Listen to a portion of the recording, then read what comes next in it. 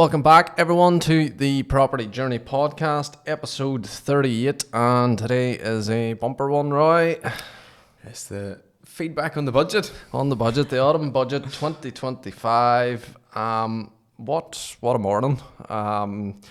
You were in and out of appointments, so you were kind of skipping in and out. Seeing what was happening. I was keeping a very strong eye on it, and I have never seen a budget like it in my short few years, but reason being, for anyone that doesn't know, we'll give a wee bit of background here on the budget.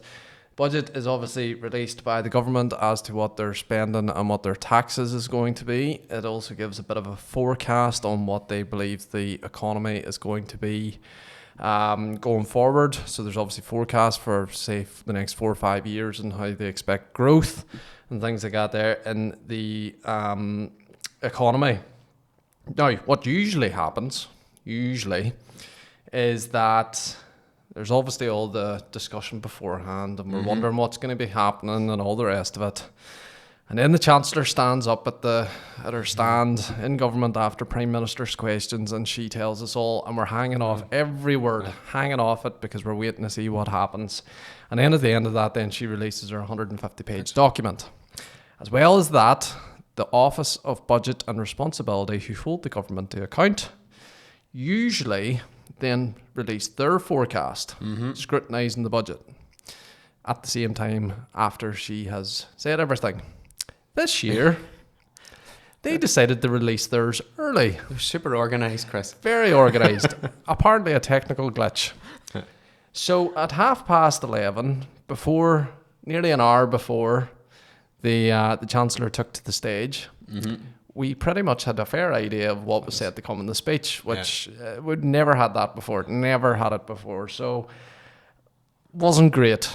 No, it's another embarrassment, unfortunately. Another embarrassment for this current government, and it's just, it's not great. It's not great. It's not great. Fair enough. It wasn't anything to do with Rachel Reeves, the Chancellor, anything that got there. It was obviously the Office of Budget Responsibility. It was their fault. However, it doesn't do great for the markets. Uncertainty, another mess up. We've seen it the previous week where there was talk of an income tax increase. Then we found out then afterwards that because the government, when the forecasts were doing so well, there was going to be no income tax rate increase. Sent the markets into turmoil again because they were thinking, can you not make your mind up? Again, this happens and the markets went in turmoil again. You know, it's not great. It's not great. And to be fair, the budget actually wasn't too bad. Yeah. After all the flip-flopping about, that's as one newspaper put it a couple of weeks ago, throwing out all these different ideas and maybe going to do this, maybe going to do that.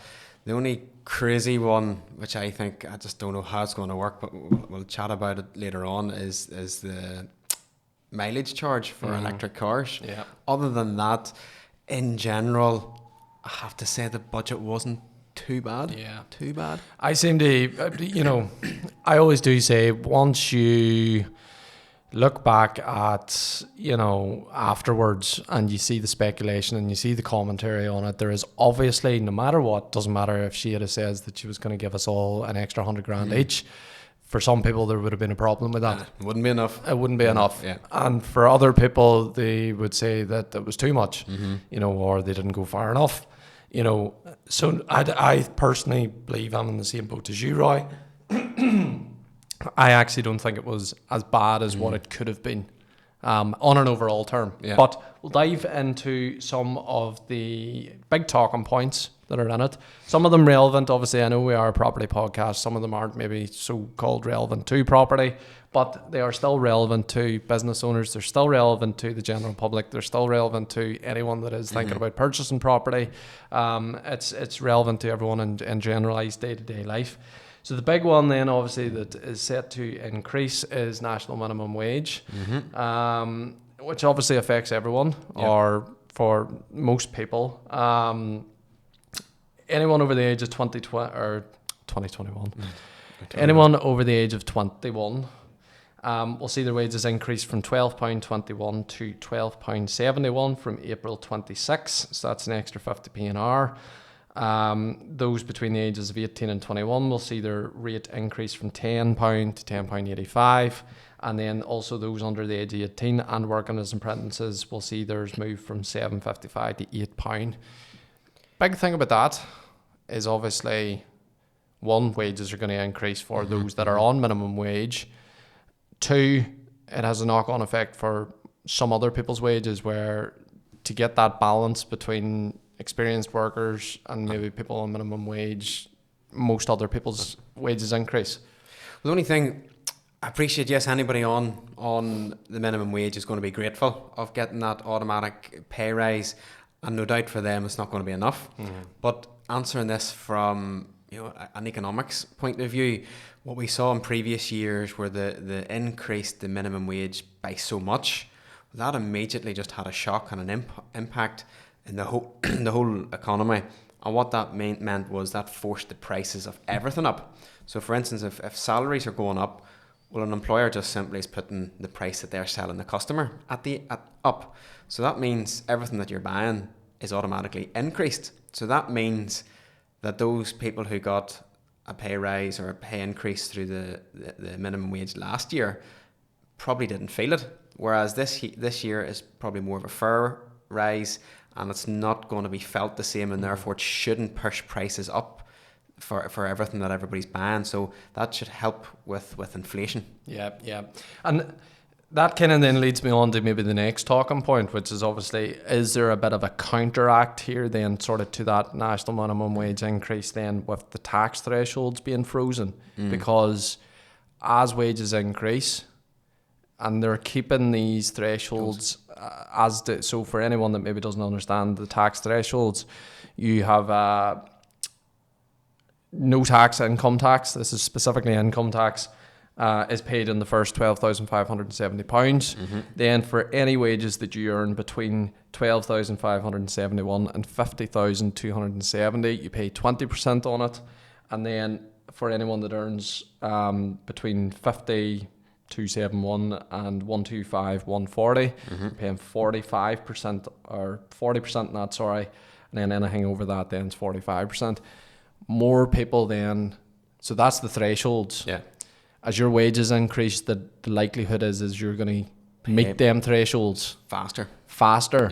And therefore, is that kind of more of a counter, because as wages increase, the thresholds have stayed the same, more people are going to be paying tax? From the outset, if you just if you read that title and you don't really understand anything about the budgets and you just see income tax freeze, you'd actually think that's a positive. Yeah. But as you say, I haven't actually sat down to work out the figures, but I would say probably very simply, even though anybody maybe on minimum wage has got a pay rise, then they are going to be paying more tax at the back end of it, at the end of the year. So effectively, that freeze is resulting in a higher income tax being paid, a higher amount of tax being paid by the greater economy. Because and this is me off the top of my head, sorry, I believe that in around 25,000 is roughly what you would say as minimum wage for a full-time worker. Now, if you kind of deduct that down, a part-time worker working 20 hours a week at minimum wage is going to be right on that lower bracket. So if you're doing any more hours than that, you're looking at going to be starting to pay income tax at some point. Yeah. And as you say, it really is going to hit those that are kind of right on that bracket of maybe even going from the mid bracket there of 20% into the 40%. And it's a big change. Going from 20% to 40% is a big change as well. Now, I'm not saying that, because if you're earning £50,000 a year, you're not doing too badly. Especially in NI, England might be slightly different just with the cost of living, and especially if you're in London, then it's 10 times worse. But I think that's the big one, is that when the whole discussion about this was the Labour manifesto was about not increasing rates. By freezing the thresholds, and this has been frozen, just to let you know, has been frozen until 2031. So these rates are staying, these thresholds are staying the same for another 6 years. So that's easily within the next 2 to 3 years, everybody's going to see that biting. Yeah. Because at some stage, like, they do tend to increase minimum wage most years, at least by something, if it's 20p an hour, if it's 30p an hour, whatever it happens to be. Yeah. By keeping these thresholds the same, you are going to be hitting them. Yeah. So for anyone out there that's maybe kind of in between these brackets here, or very close to the top end of these brackets, the chances are in these next few years, you will be crossed into the new bracket. Yeah. So that's kind of two of the big ones, is obviously about wages, and then obviously then about your income tax. National insurance, I believe they've just kept it as it is. So there was no massive change to that. One of the ones I picked up on then was for people that are on Plan 2 student loans. Don't know if you know too much about student loans, Roy. Nope, don't. So most people, there was a changeover point between different plans that you could be on for whenever you applied for your student loan. They have, I believe, frozen the rate at which you begin to pay that back.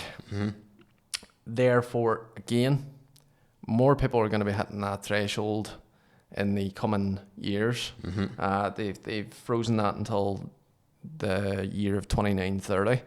So again, another 2-3 years there, 4 years potentially. As people's wages begin to increase with inflation, you are going to be paying back more of your student loan. So anyone that has student loans out there, just be aware of that. And if you're heading towards the time where it's beginning to be scrapped, you're very lucky. Big focus they seem to, Roy, have was cash ISAs and pensions. Yeah. I've kind of included a real mixture of some of these points in here. I don't know if you heard, but you have a £20,000 limit on your cash ISAs at the minute, as it stands. You can invest up to £20,000 a year into cash ISAs. For over 65s, the current situation as it is stays the same. You can still continue to put £20,000 a year into a cash ISA. However, for everyone else, it is now set to change. You will be allowed to put £12,000 into a cash ISA, and 8,000 of the £20,000 limit must be then included into investment vehicles, i.e. stocks and shares, ISAs, things like that there. There's different options out there. Is that to get more investment into businesses here? Is it to get more investment into the market? I don't look too much into ISAs and the markets and things like that, because it's not an interest for me. Not yet, although it's something I'm going to be looking into hopefully next year. But my view on that is, yes, it's probably to force more into the stock market. The FTSE 100 is not as highly sought after exchange for shares and what have you, or companies, compared to the others, through the S&P 500 and NASDAQ and other markets throughout the world. And there's a lot of big companies here who aren't actually floating on the stock exchange in England or on the FTSE 100. They're actually floating in the States instead. So maybe by pushing and enforcing more people to invest in the stock market, that will maybe encourage more companies who are flourishing, who are growing, and who are about to float, that they'll actually choose the FTSE and choose London basically as that location. So hopefully that's the case. And my other thought on that was, is this the government actually trying to maybe push us to begin buying government bonds? It could be. It's just a thought that it's kind of, you're starting to change this a wee bit. I know that it's a tax-free vehicle, cash ISAs, things like that there. You don't pay tax on these amounts. But it was just a thought that I'm kind of going, the debt's high. Is the government looking for investment through the likes of the sale of the bonds? Are you kind of saying, right, well, we're kind of cutting this here, but we'll give you the option to do this. The other big one then was pension reforms. And by that, I mean the target was salary sacrificed pension contributions. Now, this is a tendency for higher earners would use their pension basically to put a lot of their wages into, so that they're not paying tax on it, and then obviously further down the line using some sort of a method to release their pension so that they can live on that then in the future years. That is set to be changed so that you can put £2,000 into your pension a year through the salary sacrifice.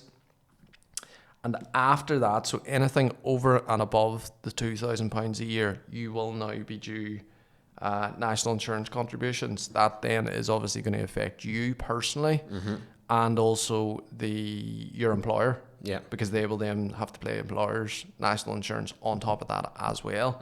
So that's all set to be introduced from 2029. They're really hitting the higher earners there. Absolutely, because that's, I think I said before on one of the other podcasts, there's a lot of those higher earners. They're trying everything to maybe stay out of that higher tax bracket, and they're maybe cutting their hours, taking more holidays, and as you say, putting part of their salary into a pension just to keep them below that threshold. And I think penalising that end of the market, of the employment market, is very dangerous, because that's generally the higher skilled, the pilots, the doctors and what have you. And if you're not encouraging them to work, well then, and not only that, actually, you're not encouraging doctors from other countries to come here to help our current NHS problem. So I think it's very, very dangerous not to be, let's say, looking after that side of the employment market. And even when I say looking after it, I don't mean protecting them, but you want to be encouraging them, because likewise, you have to encourage that. You have to encourage entrepreneurs. You have to encourage large business owners, because that's what effectively keeps the economy moving and going. It helps to help, the growth of the economy, and if businesses are willing to put their hands in their pocket, they spend cash, then the economy is going to grow. They're going to spend it in employing new people and on their own growth, expanding out. It all helps. On the topic of pensions, state pension as well is set to increase. So that is set to increase from April 2026 by 4.8%. I think it's approximately an extra £500 a year for state pensions. Another note, which is in relation to inheritance tax in relation to pensions, hence why it's under this. And under this topic, it's kind of off topic, but in topic. They are set to say that unspent pensions, and I believe by unspent, that is any pensions that haven't been touched or haven't been fully spent by date of death, will now be subject to inheritance tax. So they are set to pull in. See, that's a big change, because pensions were a great method or vehicle to avoid inheritance tax, and there's a lot of wealthy people that were just plowing all their money into a pension, because that simply meant that if they passed away, that entire pot went to their family or their loved ones, if completely tax free. So unfortunately, the government's obviously picked up and twigged onto this, and it has realised that there's millions and millions and millions sitting in these pension pots, and that's their way of tapping into it. I think it's worth noting, before we even go any further, I describe this as a classic tax and spend budget. There has been an increase in taxes. There has been an increase then in spending in certain areas. And also the main focus of this is to drive down national debt, because at the minute I think I read it was something at 90% of GDP, which is scary, to be completely honest. So I think the full kind of push here is to obviously decrease the spending, increase taxes, also try and drive down the national debt so that they're not paying money on interest. Yeah. Which then frees up more money to be able to be spent on public services. As you said, in relation to that pension side there, if there's millions of pounds sitting in pension pots that isn't being touched, it's an easy grab for them. Yeah, it's kind of the way I look at it. And if it's subject to inheritance tax, then would it be right in saying it's probably maybe in around 20%? Yeah. You know, so look, you're still getting 80%. And as I say, no matter what we do here, no matter, and there's always going to be happy and there's always going to be the disgruntled. there is, and I do believe that, you know, at some stage you're going to have to pay tax. Yeah. It's something that it's going to happen. Moving on, property taxes. Yes. There was a massive talk about mansion tax, as what it was described in the media. That has now come out and says that it is going to be a high value council tax surcharge, HVCTS for short. Only applicable to properties in England. Not Northern Ireland. So that's good. That's good, because that would, it's for the higher end of the market. So if that was actually introduced here, then it would have a very little impact. The fear is a similar model going to be replicated for Northern Ireland? So, you know, a tax per property, you know, but maybe on lower value. Yeah. Property's not necessarily 2 million and above, but, you know, lower than that. There's a fear of that if that's brought in here. Hopefully not, but because just for reference, just for anyone that is maybe interested in the number side of things, it is set to only affect properties over the value of £2 million. Yeah. So I think the surcharge is 2,500 for properties at 2 million. This is obviously on top of what you currently pay in your council tax, rising to 7,500 for properties over 5 million. Yeah. Now, if you're living in a property that's valued at £5 million and you have a surcharge of 7,500 per year, you know, when you put those two numbers side by side, I'd be kind of saying that you probably should be able to afford it. Yeah. If you're living in a £5 million house, you probably should be able to afford that 7,500. Now, everyone who lives in a £5 million house will probably disagree with me on that. But you are right in what you're saying. Could a similar model here be introduced in Northern Ireland, where rather than going for the 2 million and 5 million, because realistically we won't have as many properties here that are sitting at those values, but could it be something where that 2 million becomes 1 million, or could that 2 million become 750,000? Yeah. You know, and then is that introduced on top of our own rates?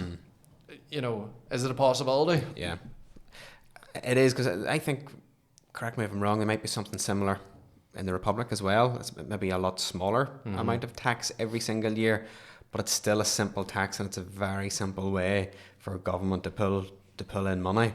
So no doubt it could be some time before that is introduced here. If it is, I suppose on the positive side as well, they always talked about water rates. You know, you're charged for water in the mainland. You're not charged here. It's been deferred. They've put it back and held off on it. So all being well, our local government will take a sensible approach and not try to replicate or implement anything like this. Yeah.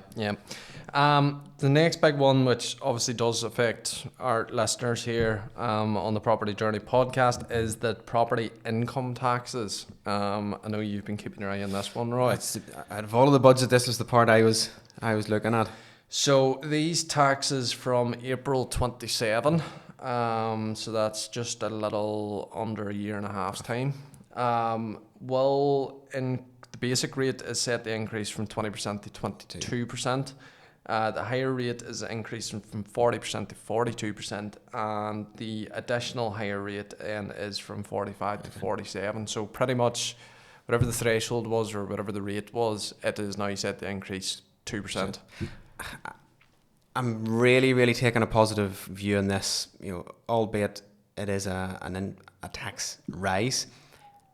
We knew there had to be a tax rise somewhere, but if this is all that we have to endure, in fact, we should be very, very grateful, because it's only, still a rise, but it's 2%. Yeah. That's not coming in to effect for, what you say, about 2 years or so.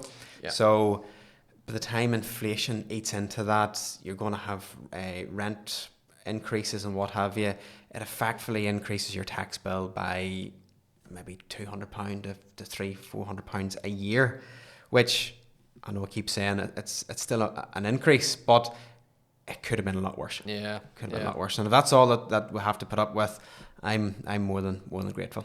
Because you're right, what you're saying, obviously, an increase in inflation, expenditure costs obviously increase, the price of maybe labourers coming in doing work, things like that there.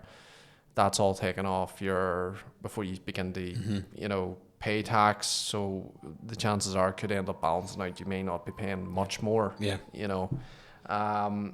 And then just to note on that then, there is also an increase then, a 2% increase then on dividend tax and savings tax. So that's taxes paid on dividends from companies and savings. So that's possibly an increase then for business owners. Business owners and also property owners. Yeah. So you see a lot on social media where everybody's saying, own your property in a limited company and you have to buy it in a limited company. Everybody knows my views on it. It's specific to the individual and not just don't be going blanket on it and jumping straight in. Because on that note, actually, I had clients in last week with me and they were going through the mortgage on a limited company and just realised just how complicated, how difficult it is. And their goal at the outset was to build a portfolio extremely quickly. And they can't now do that because they've went down that route, albeit there were clients buying through me. They didn't take advice or anything like that as to my model to help them grow. So that's the first point. But yes, anybody who owns property in a limited company, then the tax rates are changing. So tax rates on basically when you're drawing the money out of the company. So if you're owning property and you're just building that portfolio and keep pouring it back in to the company, then you're not impacted in any way. It's if you're taking that profit out. So for instance, in very simple terms, you make your profit for the year, you're taxed corporation tax, depending on the level, 19% approximately or 25%. Then anything that you're drawing out, you're taxed on. So if you're taking your 12.5 allowance that we said earlier on, that's still staying the same. You're allowed £500 of a dividend tax free. You're taking that out, and then you're looking at the next band, and you're taxed instead of 8.75%, it is 10.75%, and then the higher one is moving from 33.75% to 35.75%. So again, it's 2%. It's not really going to make a massive difference to anybody, to be honest. Yeah. Probably then as well, and like the way I kind of look at that dividend tax as well is for some people, they obviously pay their wage out of the business that they're running through dividends as well. They don't take like an actual wage, they're paying it out through dividends and stuff. It's obviously going to have a knock-on effect on that style of income as well. So if anything, it probably encourages business owners and property owners to ensure that they have a specialist accountant on board. And you just don't have an accountant who accounts for your books and just simply processes what you've done. You need to be maximising every threshold, every allowance, every expense possible. And you definitely, companies underestimate the importance of investing in an accountant. I would give you an example. I have one large accountancy company that does effectively just the overall books, if you want to call it, but I have my own personal private in-house accountant that I work with on I would say twice weekly basis, where we're working through everything possible, maximising, working through strategies, and what that saves and what it saves you, and also what helps you understand and helps you grow the business as well. So it's completely priceless. Yeah. Other key changes then, things that weren't mentioned that I know we had previously discussed. The big one was stamp duty. I believe in my trawling through the 150 pages of the budget, I didn't notice anything on stamp duty. Could be wrong. So far, I haven't seen anything either, so I think that's where we're safe there. I think it's staying the same. The other one that we had mentioned was the residential property tax. Yes. Which was obviously profits made on a residential property sale. When you sell it. When you sell it, was going to come in very similar to the way that an investment property would be. I didn't see anything on that either. Neither did I. So again, I think that's thankfully Wasn't mentioned again. Yes. Speculation. It Yes. was all speculation. So still keeping an eye on some of these things, because if there has been talk about it, the way I look at it is this talk doesn't come about empty-handed. So again, could be something maybe next year that we'll watch out for. But looking back, the media and everybody was very harsh on the Chancellor here, and all these doom and gloom stories, and they're going to do this and they're going to do that. Maybe in fact that was their plan. It was to spook everybody, to fear everybody, get them really, really, really, really prepared for the worst. Which I was doing. You and me were talking about this for the last week.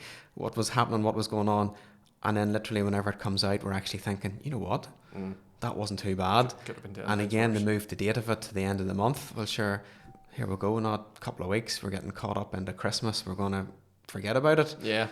And maybe the only saving grace, hopefully, maybe the Bank of England in the next meeting will maybe drop the interest rate just to really, really kickstart and drive the thing on. So that's my next positivity hope. Well, funny, it is a topic I will come on to. So other changes then, fuel, the 5p fuel duty cut has been extended. So for everyone listening, that's cheaper fuel for approximately the next year. It's been extended until August 2026, and then gradually we'll set the return to the levels that it was at in March 22, and that is expected to go back in March 2027. So that's essentially cheaper fuel prices for consumers. Interesting one, don't know if you really know much about this, Roy, is the removal of relief on the low value goods being imported in. So what this is, just in case you didn't know, is see all these cheap goods that are coming in from lots of people's favourite brands such as Temu and Shein. Well, I was going to say something there, but I'm not. And basically there was a relief on those low value goods being imported in, where there was no tax being paid on them. That's being cut now. And I believe that's in response to the fact that there is so many of these parcels coming in that the government is, one, I believe, obviously trying to claw back some sort of tax being paid on these goods, and two, obviously to try and benefit local businesses then in the local areas that are being hurt by the likes of these goods coming in. Yep. So that's set to change. There's a capital gains tax rate for business asset disposal relief. We touched on business asset disposal relief in the last budget. That's set to increase to 18% and will come into effect from April the 6th, 2027. Another big one then is the agricultural relief. So the farmers were back out yesterday again protesting in Westminster. Yep. They're still not happy with the relief being cut. There was a slight change from an overall perspective, from what I believe, reading it. What was discussed in the previous budget is staying as it is. But the only change is that the allowance, the £1 million allowance, will be transferable between spouses and civil partners. So does that essentially mean that even once your partner passes away, you still are able to use their allowance as well? In very simple terms, it doubles it. Yeah. So it means now that there's £2 million, which again, maybe for a lot of our listeners, that sounds like a lot. For our farming community, it's a lot better than 1 million, but it still impacts a lot of farmers. We've had discussions within the office, our view on this. Some harsh comments, but we're not going to say who made them. Some harsh comments are, a lot of agricultural industry maybe don't pay taxes or have reduced taxes for the vast majority of their career because they get extra allowances, and very simply, if they make a profit, they then are able to buy machinery or buy plant. They might say it's an investment, reinvest. They might say it's a reinvestment, but I don't know, like some of these tractors on the road, they're becoming like sizes of houses. And like, do you really, for a lot of farmers, do you really need a tractor that's the size of a flipping 2-story building? Yeah. Whereas if a tax was paid, there would be money there to invest in assets that could generate them more income, hold more wealth, and perhaps maybe be used as a cushion or as a savings vehicle for covering inheritance tax, as opposed to let's show the farmer down the road how big my tractor is, and let's get it spacked out, of every extra possible. Straight pipe in there, exhaust there on it. 100%. And I think one of the other things they note here is as well, they're set to clamp down on property trusts. Interesting. Now, Interesting. They specifically state this under agricultural. Yeah. I think that we should begin to use that as a very broad... No, that definitely, the research I was doing last night, it was impacting property trusts as well. So there's a lot of companies out there at the minute who are pushing for these trusts. Again, they're not regulated. They're not from a professional background. They've maybe only done a course on it. They've maybe only done that course recently. They know all the sales buzzwords, but they don't know the full grasp and the ins and outs of it. Yeah. There's one company locally who's pushing at trusts. They're not telling you that it needs to be registered with HMRC. HMRC need to approve every single trust. And if you don't, it collapses. You also have to pay a tax every 10 years to HMRC because of your trust as well. That's not being highlighted. The cost of setting up a trust is very, very costly as well. And then now the government is homing in on the fact of these trusts, how they're set up, offshore trusts and everything. So it's a very specialised market, and you want the best advice possible before you even contemplate it. Because we've continuously talked about this recently, about property trust, that there has been a massive push on it.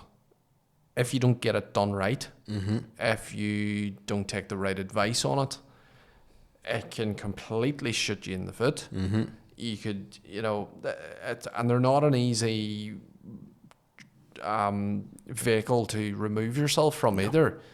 So it's not a case of, say for example, you leave your house to your son or daughter in your will, and you decide, well, I fell out with him and I don't want anything to do with him, and you can rip your will up and create a new one. Can't do that with trusts. It's not as simple as that. And I've experienced with one trust at the minute, and the person, they've passed away, and all the sales bells and whistles, this is great, everybody can do this and what have you. 10 years later, that still is not sorted out. It's a complete mess, and the bill is going to be easily £200,000. Yeah. And the property was only worth £80,000. Yeah. Back at the time whenever the trust was set up. So it's a very specialised field, and you have to be very, very, very careful. And you're right in what you're saying. Big push on them from outside of, from these specialists, I'll say. Government is going to clearly hone in on them as people try to avoid, literally avoid taxes by putting them in the trust. Yeah. Care home fees, things like that. There, a lot of people are beginning to try and use these. They're getting honed in through these buzzwords. Yeah. Because I've seen adverts where it's essentially avoid care home costs. You can't. It's not how it works. That's one simple rule I was taught at a very, very young age, and it stuck with me. If it's too good to be true, then it's not true. Yeah. And that's exactly it. So if you think you can be sold a trust that's going to avoid absolutely everything, and that all the wealthy's doing this, well, if the wealthy's doing that, and then the average person can do it too, no, that's not the case. And this is impacting the wealthy too. So they'll have spent hundreds of thousands, tens of thousands on legal fees to get this. Now, I'd still be confident that theirs is a lot more protective and useful. Yeah. But they still are able then to get the expert advice to maybe work around this, or to change it, or to adopt it. but the average person who's just entered into the wee trust that's a printout form and signed, it's not going to work for them. Yeah. It's a big thing. I believe the government are going to clamp down on it massively in the next couple of years. One of the other things, big headline one, was the 2-child benefit cap. So that's actually an increase in spending rather than a tax. The English government has proposed to remove this. That it will come into effect in England. The reason why I've included it in this is for some people that maybe didn't realise, Northern Ireland as a devolved government will need to decide this themselves. So they will receive support from the UK government if they decide to remove the cap as well. It's not automatic. It's not something where, I know some people out there might be thinking to themselves, happy days, we'll be getting an increase in that now that the cap's removed. No, we have to wait and see if the devolved government here in the NI decides to remove that as well.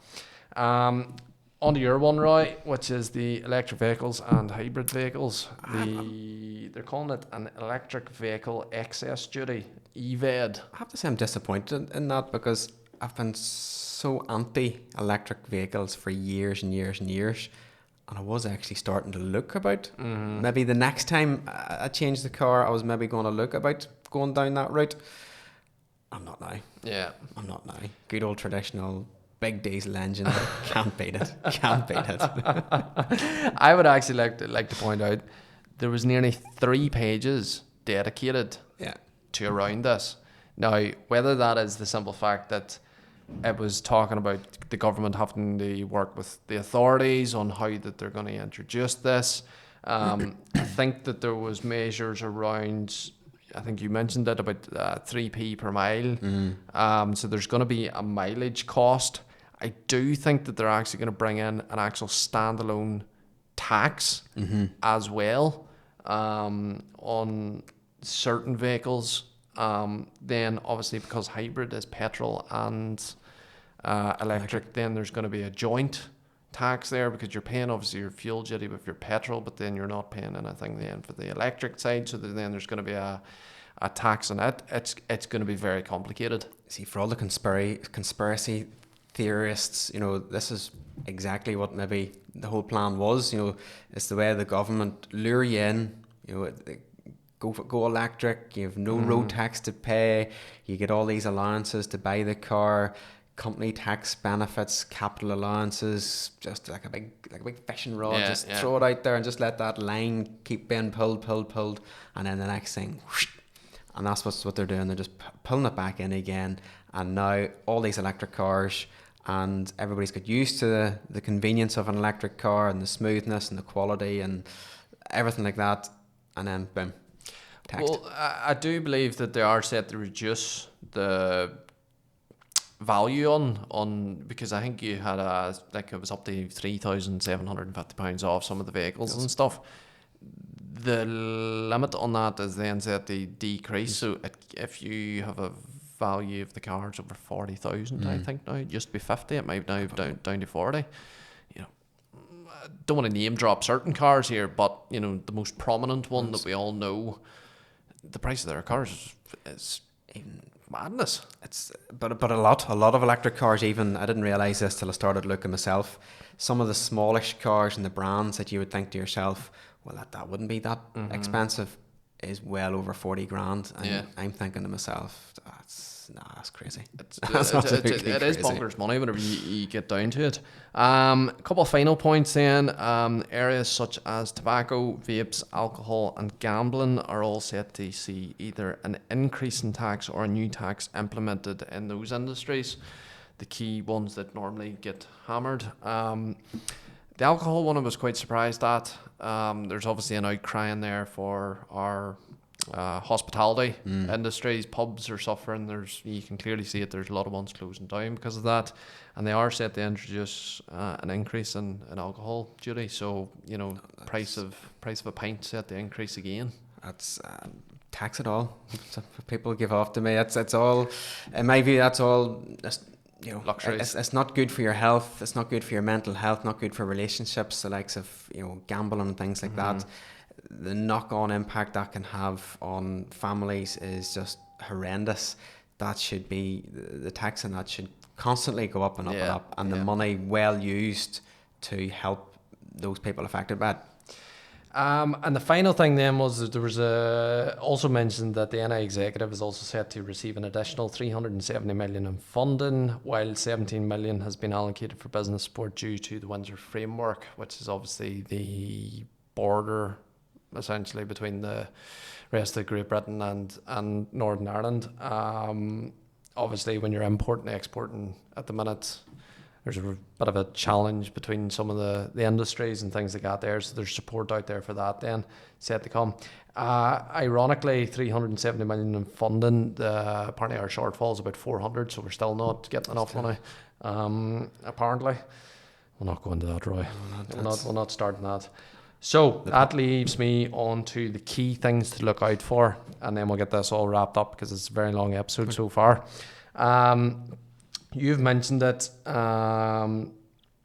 one of the key things to watch out for is the timeframes as to when these changes are set to be introduced. So some of them are in 2029, some of the thresholds aren't running out for another 6 years. Some of the changes are set to come in next year, things like that there. Changes then also that have been announced in previous budgets may be coming in this April, so that's another 6 months or so. Some of the agricultural changes are set to come in 2027. The dates haven't been floated again because they were announced in the last budget. They are still coming up. So things like that there just to watch out for as well. Also worth noting then that the Monetary Committee will be meeting on December the 18th, and they set the basic interest rate for the Bank of England. So essentially in the next, I'm going to try and work this out in my head, 3 weeks, 4 weeks, we'll figure out kind of how maybe the markets received all this news, and then we'll see what way the interest rates are going. Yeah. Thoughts on that? I would say that was one of the reasons why the budget was so late to see whether it was closer to the next meeting for the Bank of England. My prediction would be they'll hold off maybe until January or February before they maybe consider a drop.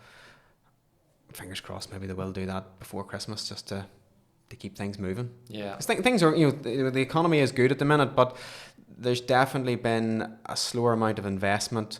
Companies haven't been expanding the same, simply because they were holding off to see what the outcome of this budget was.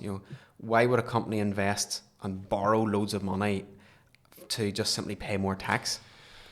On that point, and I'm just raising it just because of what you've mentioned there, is it the fact that businesses are maybe holding off for the simple fact that they got hammered with employers' national insurance last year? They were holding, yes. Didn't want to go ahead and do anything for the simple fact that they didn't know what they were, just in case they get hammered again. So you go out and you spend a load of money, and the next minute you get battered then with another new tax or whatever, and before you know it, your business is struggling. Exactly. So that's where hopefully keep the thing moving. Bank of England drops their interest rate. That makes the borrowing of money very, very not very cheap, but more affordable than what it was, and that then encourages business owners and everybody to borrow more money and basically to grow their business and their company, which has a knock-on impact to taking on more employment, taking on more specialists, and just basically that in itself is more money into the economy.